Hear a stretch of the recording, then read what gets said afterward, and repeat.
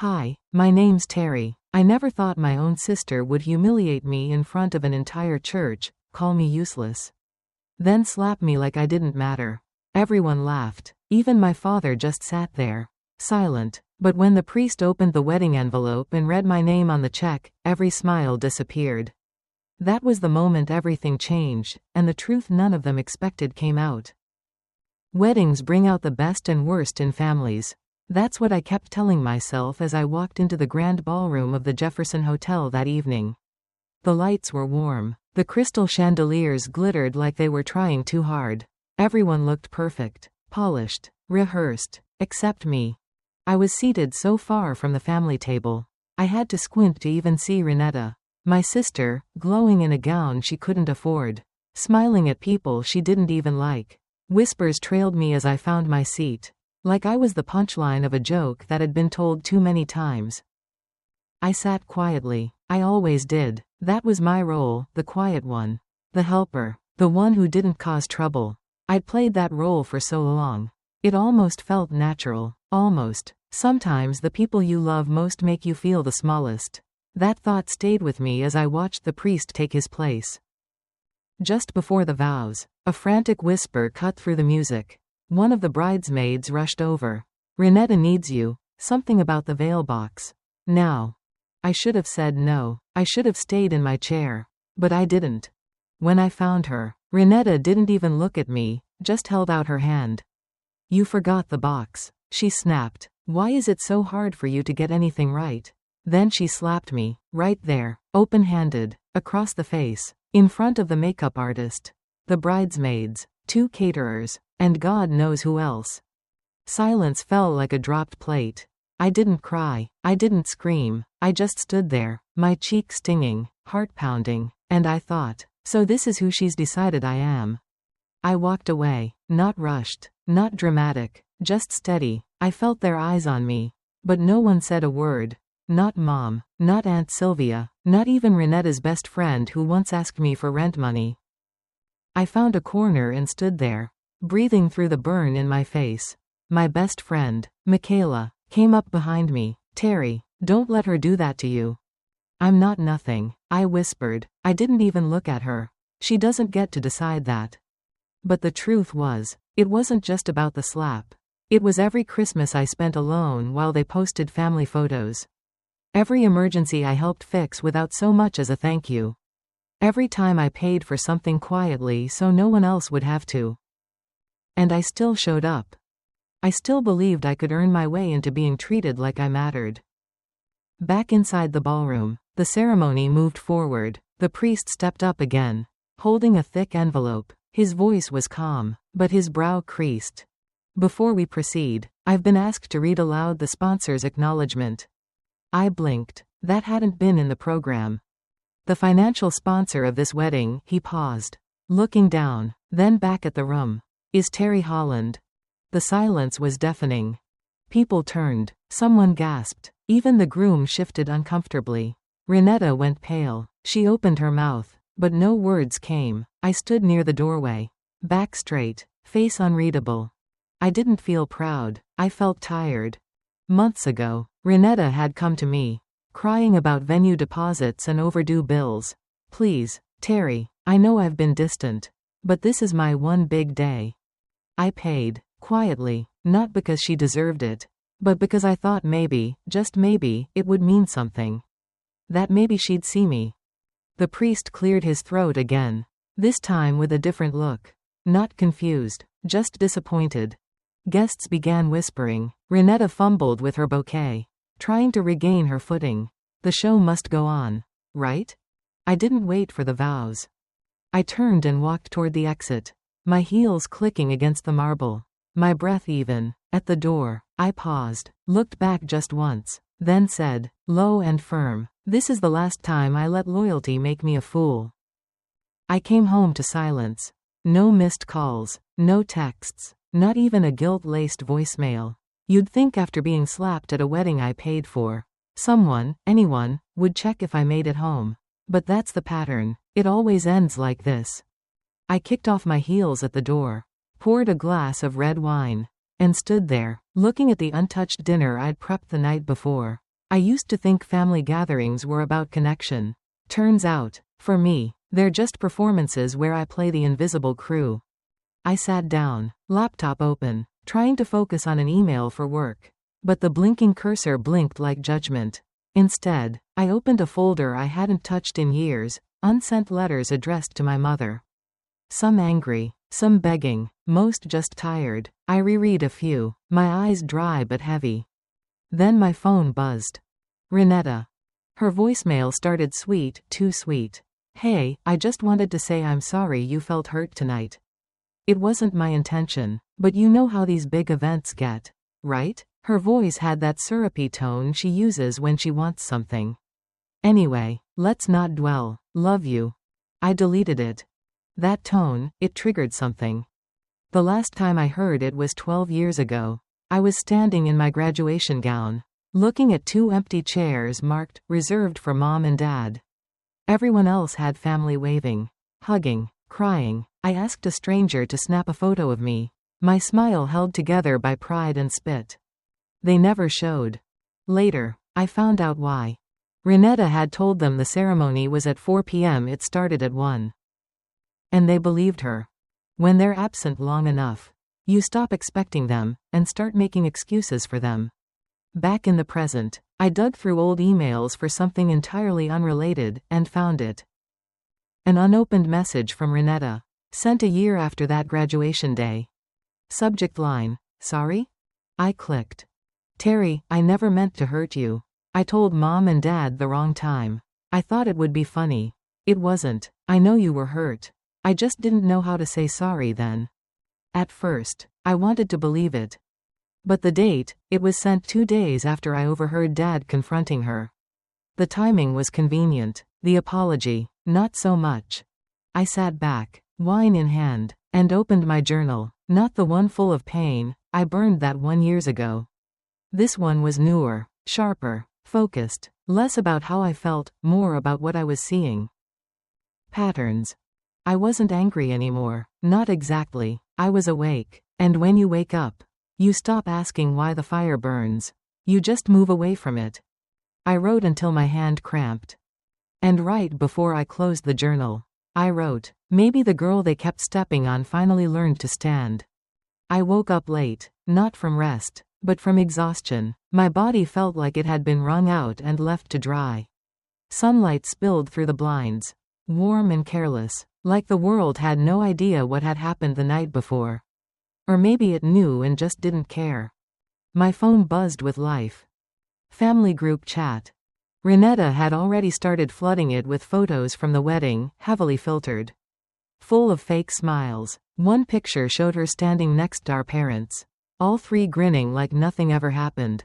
I stared at it for a long time. I was cropped out. No mention of the slap. Not one. The comments rolled in fast. You looked radiant, so happy for you. A perfect day. Perfect. I kept scrolling, each message cutting deeper than the last. And then, a private text from Renetta. You know what you did. That was it. No context. No apology. Just blame. I laughed. A real, bitter sound that didn't feel like mine. They were rewriting the story already, and I wasn't even out of bed yet. I called my mom, straight to voicemail. Dad didn't even bother with that. Just sent a single line. Don't stir up trouble. Trouble? I took a slap across the face in front of 100 people and I'm the one making waves? I walked outside to the patio, the morning air doing little to cool the burn rising in my chest. I stared at nothing, trying to feel something other than this hollow hum. Years ago, my brother once told me, you're the invisible child, quiet, safe, forgettable. It was meant as comfort. I think, back then, it felt true. Now, it felt like strategy. That thought sat with me too long. I opened my old laptop, digging through emails, clippings, notes. I needed to know, not just what they did, but why it kept happening. That's when I got a call. From Erica, an old college friend who'd helped Renetta with the wedding. I didn't know they'd seat you way back like that. She said, they planned everything, where you sat, who you'd talk to, even what time you'd arrive. They didn't forget me, I said, voice flat. They managed me. And just like that, The air shifted. I wasn't sad anymore. I was done pretending their neglect was an accident. I went back inside, found my journal. This time, I didn't write about heartbreak or betrayal. I wrote about patterns, how they always needed me silent, how they called it love but demanded obedience. I searched family enmeshment, toxic sibling dynamics, gaslighting by omission. It wasn't therapy, but it felt like air in my lungs. Then came the real question, the one I hadn't dared write before: if I stopped trying, would they even notice or celebrate? I didn't cry, not once. I wasn't falling apart. I was waking up. I grabbed my phone and opened the group chat. Typed slowly, each word sharp and deliberate, not cruel, but clear. I wrote what happened, the slap, the silence, the shame. I asked for acknowledgement, for truth. My thumb hovered over send. But just before I hit it, I saw the 3 little dots. Someone else was typing. Monday morning hit harder than most. The elevator ride up to the 17th floor felt longer than usual. I stood there with a fake calm, watching my reflection in the mirrored walls, makeup flawless, smile absent. The moment I stepped into the office, I knew something was off. People weren't talking to me, they were talking around me. Pauses in conversation when I passed by. The kind of silence that screams. My desk was clean, organized from muscle memory, but I couldn't shake the feeling that eyes were following me. I sat down, powered up my laptop, and just as I opened the first campaign file, I heard the whisper, "Did you see it? It's on TikTok now." I didn't have to ask what it was. The slap. Renetta's hand across my face, captured in 4K, slow motion edits, and all. I opened the link someone sent me anonymously. There I was, frozen, humiliated. The caption read, "Jealous sister ruins wedding vibes." That's when it hit me. The video was posted by one of Renetta's friends. They'd turned my trauma into entertainment. And not one person in my family had said a word. I sat at my desk, nodding at meetings, answering emails, but inside, something was shifting. My late mentor used to say, "Silence isn't weakness, it's control." So I stayed quiet. Until I couldn't anymore. My phone buzzed at 2:07 p.m. Mom lit up the screen. I stared at it for a few seconds, then picked up. Her voice was clipped, not angry, disappointed. "You could have handled that better," she started. I let her talk. "You embarrassed the family, Terry. That walkout? After everything we did for you? You could have held your tongue." I replied softly, "I was slapped, Mom. And? You think that gives you a right to make a scene?" I blinked, my jaw tightening. "You should have stayed quiet like always," she said. My voice came out calm, almost foreign. "Maybe silence is what made you comfortable. Not me." A pause. Then the call ended. No goodbye. No care. I stared at the phone for a while, then slowly reached into my drawer and pulled out a printer. I printed screenshots of the video, frame by frame, her hand raised, my face turning, the crowd gasping. Evidence. Proof that I hadn't imagined it, that I hadn't overreacted, that my pain was real. I slid the pages into a folder and labeled it, for when they deny it again. That evening, I poured myself a glass of tea and sat at the kitchen table. I started Googling. Defamation law Virginia. Viral video humiliation legal rights. I wasn't looking to sue, not yet. I was looking to understand the rules of the game Renetta had dragged me into. That's when I saw it. A thread on a gossip forum. My name, my photo. She was fired from her last job for stealing. Someone wrote. Lie. And I knew exactly who started that rumor. One cousin, connected to Renetta, once bitter because I landed a scholarship she wanted. I bookmarked the page, took screenshots, saved them in a new folder called Reputation. This wasn't emotional warfare anymore. This was strategic, reputational. And I was done playing defense. They wanted a story? I'd give them one. With receipts. At 11:42 p.m., just as I was shutting my laptop, a new email appeared. No sender name, no signature. Subject line: "You don't know half of what your sister did."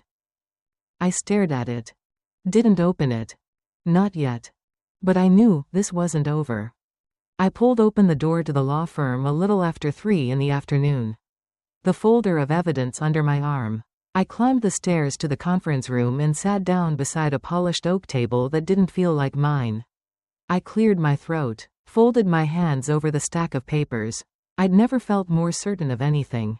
I looked at the lawyer and said, "I'm here to reclaim my name." He offered a firm handshake and asked to see what I had. I told him how the wedding unfolded. The laughter as they pulled away from me. How they posted the slap video. Captioned it, "Jealous sister ruins the party." He listened without interruption. When I finished, he leaned back and said, "You've got cases here, defamation. Emotional distress. Maybe privacy violations." I nodded. It wasn't revenge I sought. It was recognition, control, closure. He paused then and another veneer cracked. "I should tell you this, your sister's team. The family attorney they use. They're affiliated with this firm. Same umbrella." My stomach twisted. "So they're connected." "Yes," he said. "Which means we need discretion." I didn't flinch. I swallowed and said quietly, "That's fine. I'm done going quiet." He slid the folder closer. "Good. Because you're moving from victim to claimant." I blinked and felt something shift inside me. Relief? Perhaps. But more. Purpose. I thought of those letters I never sent. The silent dinners I ate. The nights I watched other families hug and connect. I thought of that quote. "There is no greater agony than bearing an untold story inside you." I exhaled and left with a plan. Not revenge. A voice. Maybe just my own truth. After the meeting I stopped by a small diner downtown. I met with a friend of my sister's, someone who once whispered compliments behind closed doors. She looked nervous as I arrived. We ordered coffee. She fidgeted and said, "Renetta told me you were never going to stand up." My knees didn't buckle. I took a sip and asked, "What did she tell others?" She looked away, said quietly, "She and her husband, there's a chat. They were going to make sure you faded into the background for good." My heart pounded then, but I kept still. She slid her phone across the table. Chat logs, screenshots, the words, "Let's make Terry invisible." I looked at them, logged them, recognized what they were. Evidence. Proof of years of being sidelined. I picked up the red string necklace I never took off, my mother's gift. I twisted the knot. I felt stronger. Not proud, but steady. The anger grew, but it was calm, focused. I thanked her, asked for copies, walked home under the dusk sky. At my apartment I laid everything out on the coffee table, screenshots. Legal papers, printed stills. I drew lines connecting dates, graduation, the wedding, the posts, the chats. I wrote an email to my family. "I will end this cycle. Not by fighting you, but by stopping giving you power." I read it twice, then closed the window. Timing mattered. I rehearsed what I'd say. "I am visible. I am valued. I reclaim both today." I whispered it in the dark. I looked out the window. The city lights glimmered like distant stars and I felt something I hadn't for years, clarity. My phone buzzed at 11:42. I sat up. "From Dad. We need to talk. Tomorrow at noon. Your sister will be there." My spine straightened. I answered without words. I didn't collapse. I rose. I walked into Dad's company headquarters just after 12. The conference room doors heavy with purpose. The glass walls looked more like prison bars today than business decor. I kept my back straight and my hands folded on the table in front of me. As if I was merely a guest, but I knew better. The air was brittle, full of expectation and controlled pity. My father began. "We thought it best to talk before anything gets out of hand." He spoke carefully, like a man reading from a script. Across from him sat Renetta, wearing a soft blouse and rehearsed remorse in her eyes. I glanced at her, but I was careful. There was something in the curve of her smile that didn't match the tone in her voice. I reminded myself what the lawyer had warned, never go unprepared. I allowed their words to wash over me while I watched every detail. The polished wood tabletop, a folder under my arm with proof, the faint hum of the air conditioner. I asked one simple question. Are we talking about repairing trust or rewriting the story? Dad's face tightened. Renetta's hand froze on the menu. That question stopped the performance cold. After lunch I pulled onto the freeway with the windows down. the wind ripping past my face like truth in motion. I kept the red string necklace tucked under my shirt, its knot pressed against my collarbone. My anchor. On the radio the traffic report blared. I turned it off. The hum of the tires. The gray stretch of asphalt ahead. And the memory of Dad's phone screen lighting up with a clip titled, Terry Meltdown, it all looped in my mind. They weren't negotiating peace. They were loading a trap. And I'd been the bait. As I drove, my phone dinged. A voicemail from a former colleague. Terry. I just got handed a memo. Looks like someone in your family is offering money to keep me quiet about what happened. My hand gripped the steering wheel until my fingers ached. This went deeper than public humiliation. This was infrastructure. A silent war built on agendas and secrets. I exhaled slowly. The highway ahead opening. I will not walk into the next meeting without my armor. I told the road out loud. At home, dusk settling on Richmond's skyline. I laid out my evidence again on the coffee table. The seating chart, the chat logs, the video stills. I sketched a grid of, they said, I know, and drew lines through each lie. I pulled up a quote I'd taped on my mirror weeks ago. You can't change the cards you're dealt. But you can change how you play your hand. I recorded a short video on my phone, no emotion. No sob story, just facts. Names, dates. My name is Terry, I said to the camera. I was erased by the people who told me to stay quiet. I'm not quiet anymore. I saved the file. I drafted an email to the family. I would attend that meeting. I would show up not as the invisible sister, but as the witness they forgot to silence. My pulse calmed, my resolve hardened. Late at night I sat in the darkened living room. The only sound the clock ticking. My phone vibrated softly. I looked down. A message from an unknown number. We know you're recording. Don't make a mistake. The words were simple. The threat unmistakable. I placed the phone screen down on the table and swallowed the sharp taste of acknowledgement. Their war had already begun. I leaned back. Breathed out. My face wasn't trembling anymore. I wasn't afraid. I was ready. When I walked into the press room that afternoon, it felt like stepping onto a stage one never auditioned for. Cameras lined the walls, reporters whispered, and the red string around my neck brushed lightly against my collarbone. I touched it once, a small reminder of who I'd become since that night at the wedding. My father sat at the long table beside my sister. His face locked in the same expression he wore during every business negotiation, composed. Impenetrable. Renetta avoided my eyes, though I could feel her pulse in the way she tapped her nails against her phone. When the microphones clicked on, the room fell still. What happened at the wedding? I began. Was not the first time I was erased, just the first time you made it public. Some of the reporters looked at each other. My voice was steady, low, the kind that came from knowing there's nothing left to lose. I picked up the small remote, pointed it to the screen behind me, and pressed play. The clip appeared, bright lights, music, applause. My sister stood beside my former business partner, smiling, introducing him as her creative partner. The success behind her event series. My name wasn't mentioned, not once. My work, my design, my sweat, all of it, erased with a smile. The murmurs grew into a low hum of disbelief. Flashbulbs burst. I turned to the audience. This is how it happens, I said. People don't destroy your story with lies, they erase you with silence. My father's jaw tightened. He adjusted his tie, pretending not to see the truth laid out on screen. I looked straight at him. You wanted to control the narrative, I said softly, but I learned how to document mine. Then I handed out printed timelines, emails, event photos, messages. For those who asked, why didn't she speak sooner? Here's your answer.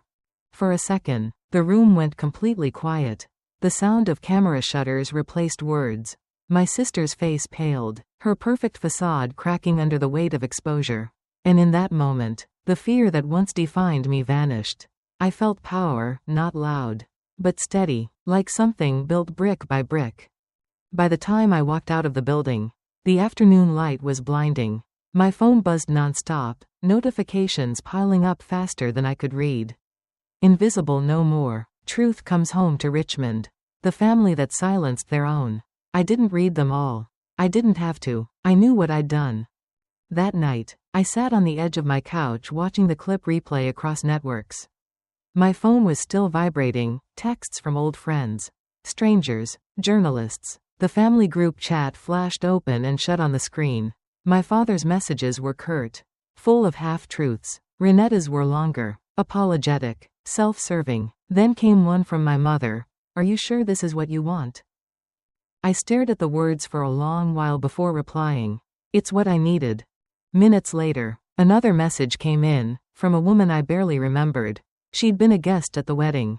I sat at your table that night. She wrote, I saw how they served you last. You have every right to speak. It was small, but it landed deep. I realized this wasn't just about clearing my name. It was about every person who'd been minimized, reshaped, or quietly rewritten to fit someone else's version of family. The noise around me grew softer after that. I shut the laptop, leaned back, and whispered, I did this for me, and for the ones who couldn't. Later that night, I carried a cup of tea to the porch. The air was cool, calm, the kind of silence that didn't feel empty anymore. On my lap was a new notebook with the words Book Project, invisible no more written across the cover. I opened it and began the first page. The slap was the microphone. I wrote, this moment is the message. I thought of Maya Angelou, her words echoing in my mind like a closing line. There is no greater agony than bearing an untold story inside you. I smiled for the first time in weeks. Mine was told now. Under the porch light, I started listing what came next. A small scholarship fund in my mother's name. A podcast about sibling power dynamics. Talks at schools about self-worth, silence, and truth. I wasn't trying to fix what they broke. I was building something new from it. Before heading in, I whispered, I will heal, not for them, but for me. The words didn't sting. They freed me. As I set my notebook down, my phone buzzed again. I sighed, expecting another comment or news alert. But this one had a different tone. The subject line read, would you speak at our National Women's Summit? It came from a foundation I'd admired for years.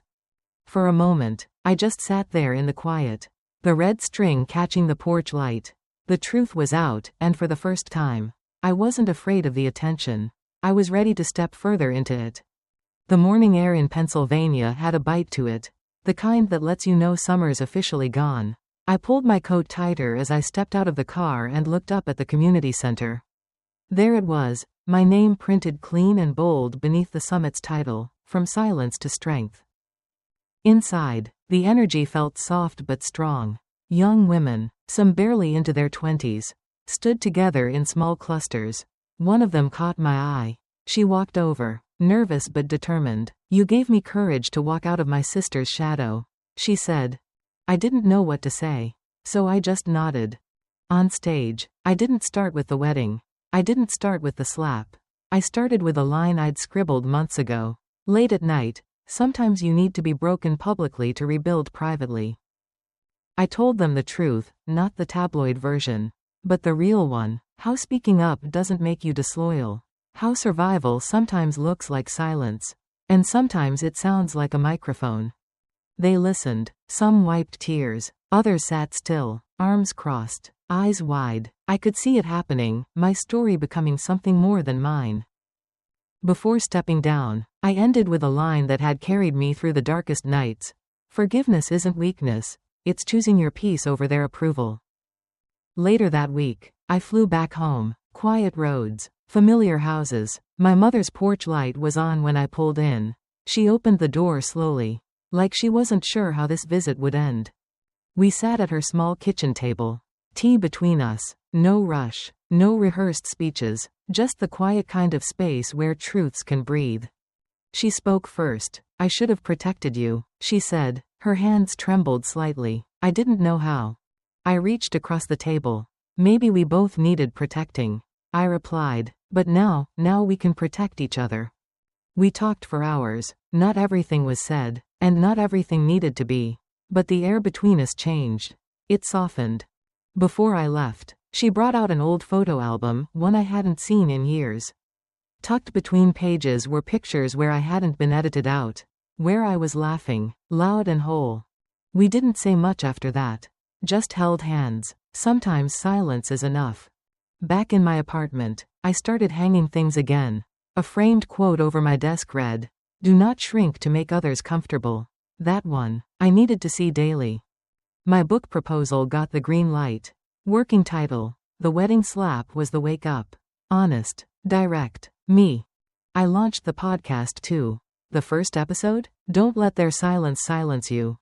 I started visiting schools, talking to teenagers about family dynamics, shame, survival. I donated to shelters in quiet towns. I hosted support groups where women said things they'd never said out loud. The pain had turned into purpose. Some nights, I still thought about the girl I was at 17, the one who kept secrets even from herself. I'd whisper to her, "We made it." Life wasn't about reacting anymore. It was about creating, choosing, living on purpose. One afternoon, I passed by a bridal shop on my way home. A young bride stood outside with her sister. They were laughing, doubled over, carefree. I watched them for a moment, then smiled, not out of bitterness, but peace. They had their story. I had mine. And as I kept walking, I felt it again, that quiet strength. The kind that doesn't ask for applause. Because I didn't need their applause. I had found my voice. And I wasn't planning on going quiet again.